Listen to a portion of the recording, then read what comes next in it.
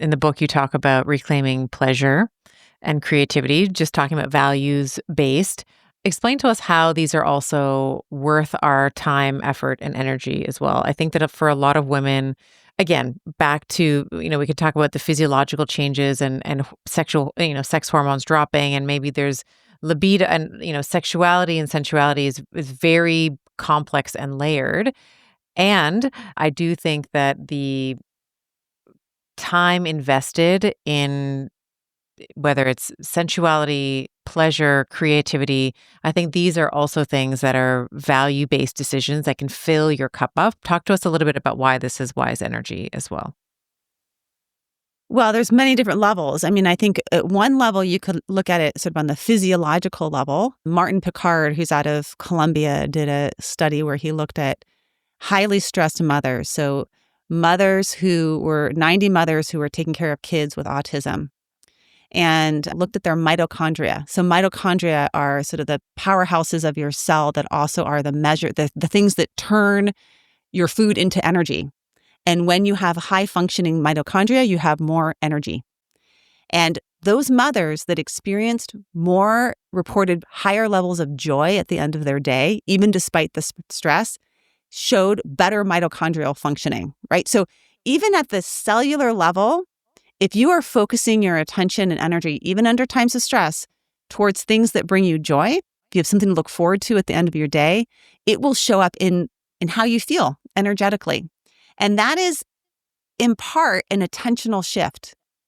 Where are you placing your attention? So at any moment in time, you can place your attention on stressors and on things that you're dreading and on thoughts that are unhelpful, or you can place your attention on things that are pleasurable and creative and bringing you a sense of hope and maybe even just a sense of, in this moment, in any moment in time, no matter where you are, there is something to appreciate. There is something to appreciate, and that can shift our energy. In terms of pleasure, I think it's just part of our human experience in terms of vitality and feeling good in our lives to not have to work to have pleasure, but pleasure as a birthright, to have pleasure in our bodies, whether that's just, for me, there's just little things that I take pleasure in. My husband roasts coffee, and my first cup of coffee, like I take the time to make it everyone's into the oat milk, but I'm still an almond milk girl, to make the most amazing almond milk latte for myself in my favorite cup. It's not even like I have like the cup of all the cups out there that I give to. It's a big round one with little red polka dots on it. And I love this cup, and it feels the ceramic in my hands. And I take the time every morning to have that pleasurable experience in silence. I practice noble silence every morning. It is pleasurable. I have 2 teenage boys. I have a loud house. I have sports equipment everywhere. I have loud music and bouncing balls. I wake up before everyone, and I have my special almond milk latte, and I have my little space where I journal, and I have my little flowers behind me in my living room, because it brings me pleasure to have fresh flowers in the room. And that bit can change how I show up for my kids when they wake up in the morning, right? So it's not only, pleasure isn't only about us, it's also the transmission of energy. When you experience more joy, when you experience more creativity, when you experience more pleasure in your life, then you also give off a different energetic vibe. And what we know about energy is that it's an exchange. It's not just about you having good energy. It's also about you sending out good energy and being in good energy flow with other people. So pleasure is a big part of that, and something that we neglect. I think as women, we think of it as something like we have to earn, or it's like selfish, or all sorts of things around pleasure. Even just pleasure around eating, we feel guilty, but actually if you are eating in a way that is pleasurable, you probably will end up eating less because you'll actually feel satisfied. You're enjoying the pleasure of the food. Yeah, I love this conversation around pleasure, because I think that, to your point, I think it's something that a lot of women feel like they have to earn. Oh, I was a good girl, so I get rewarded, versus embodying pleasure in all of the smaller moments, like your polka dot ceramic cup with your freshly roasted cup of coffee. It could be, I just will take like a garden flower if I don't have, if I don't have a big fancy bouquet in the home, it's just like I'll snip something from the garden and I'll bring it into the kitchen. But just little moments like that. Or for me, I like a skincare routine in the evening. I like to take my makeup off and I like to do my little gua sha stuff and like all my little skin things. It makes me really happy to do that. And I think that when you are giving to yourself, I mean, it's cliche, but like when you're giving to yourself, you have more capacity to give to others. And I think for women, I'm in the same boat as you. I have teenage boys. There's literally soccer balls. I'm dodging soccer balls in my house at all times. We don't keep anything out because they're definitely going to get knocked over. It is really important to take moments, however small, inexpensive, or brief they may be, to give to myself just a little bit in the time that I can. Yeah. Yeah. Creativity is another one that I think we think of as secondary. We think of these as like, these are the extracurricular activities. After you've done all of your school work, then maybe you get to take an art class if you're lucky, right? They're the things that get excluded first in our, public school system, but then also we abide by that in our lives. And I've really started to reclaim creativity in this exploration of energy and effort.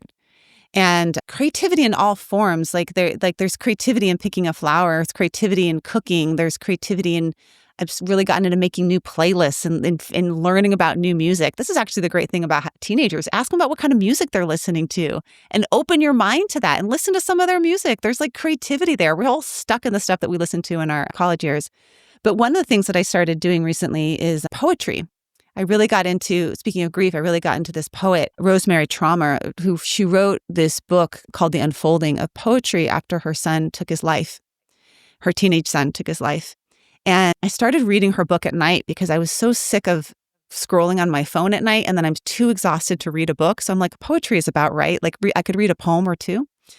And I interviewed her on my podcast, and she taught me this technique that now I've been doing in the morning, which is so fabulous. And I recommend it's a little creativity, wise effort with poetry technique. What you do in your journal is you pick a word, any word, like today you could say fatigue. Maybe you're feeling low, fatigue. And then you pick an object that you can see in your room. So like, for example, I have one of these light switches on my wall. It's one of those flat switches that you can push on and off.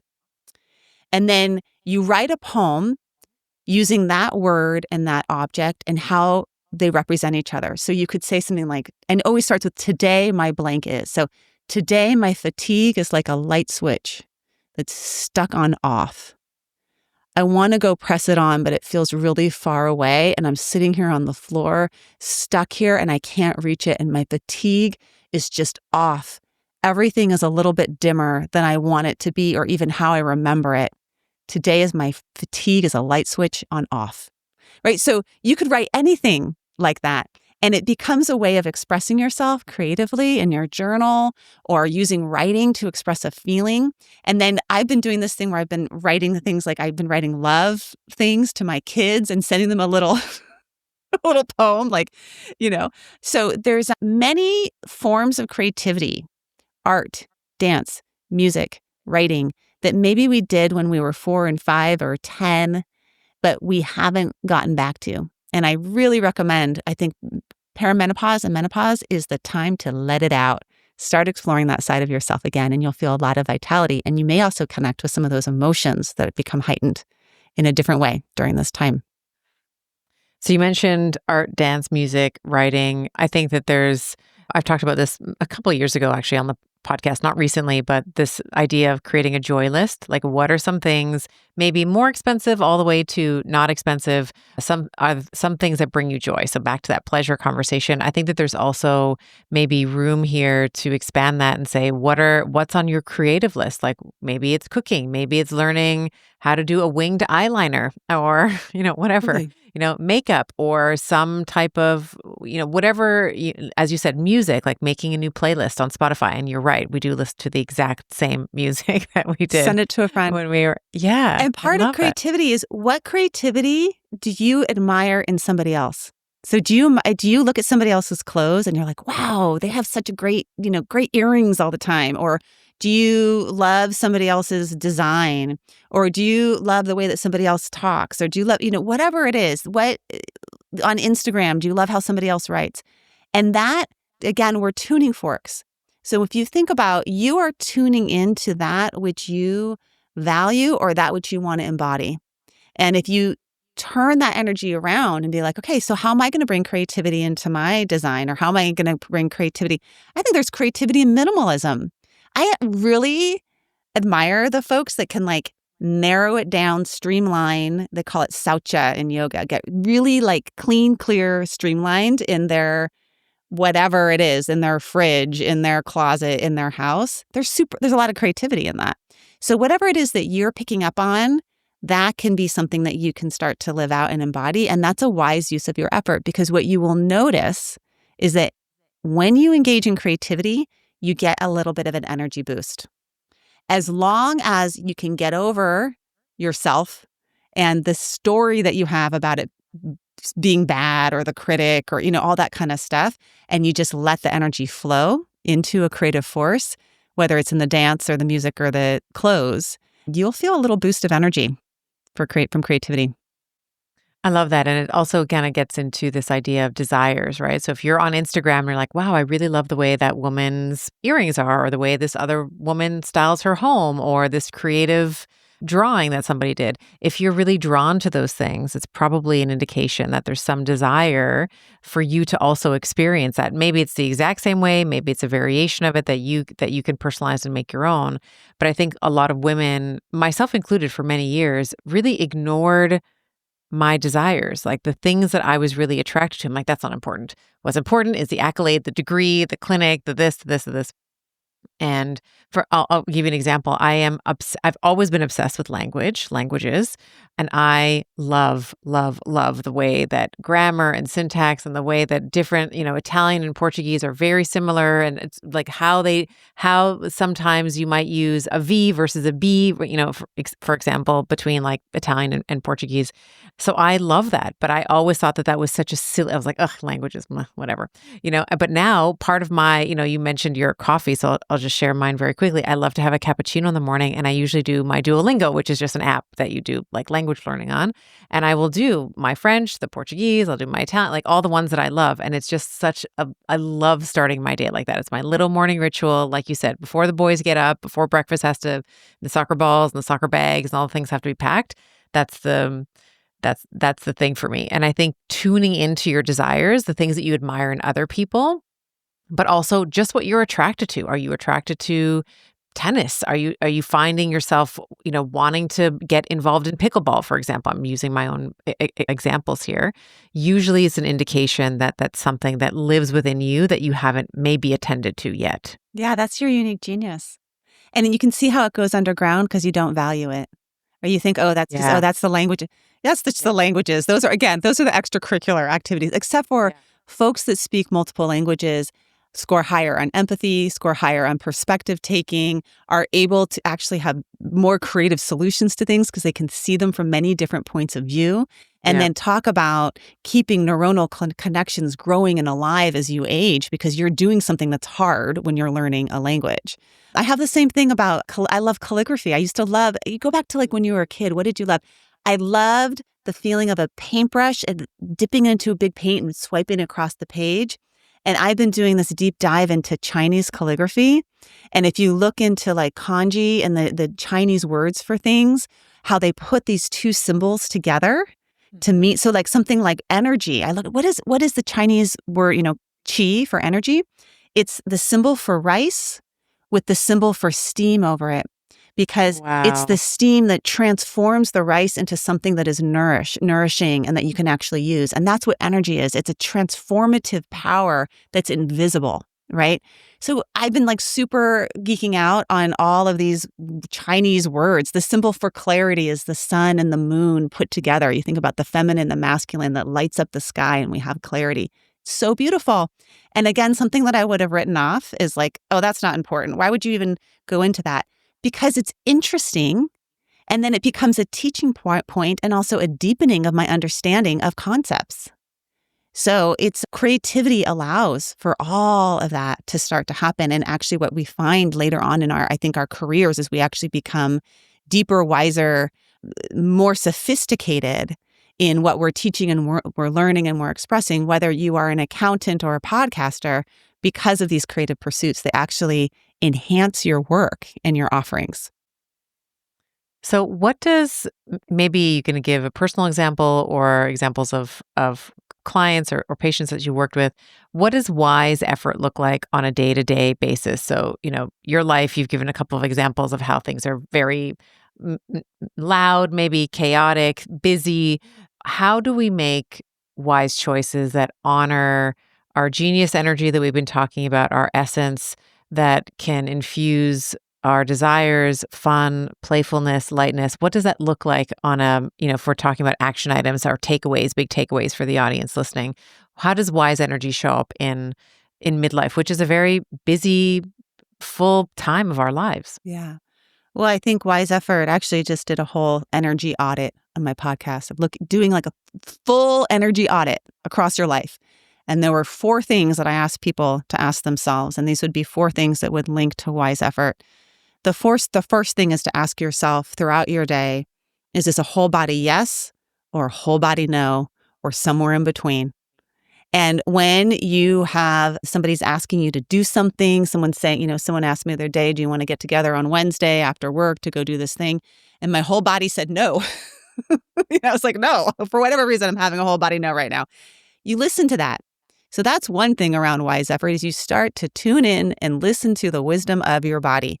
When you're making your meal, is it a whole body yes or a whole body no? When you're deciding on what you're going to do for your movement for today, like tuning more into, if you look at my movement practices across the week, some mornings I'm doing like full on HIIT training, hitting it hard. Some days I'm like walking out along the hillside and just like listen to my favorite song, right? So whole body yeses and whole body nos. The second thing to check in around throughout your day is, am I using my genius? Am I using my strengths?